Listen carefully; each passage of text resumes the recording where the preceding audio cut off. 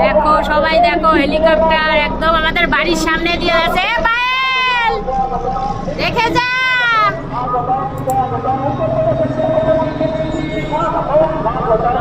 এই দেখ একদম এইখান দিয়ে পড়ছে। দেখ এই ভাবছিলাম দেখা যাবে না। দেখো আর হচ্ছে নায়ক।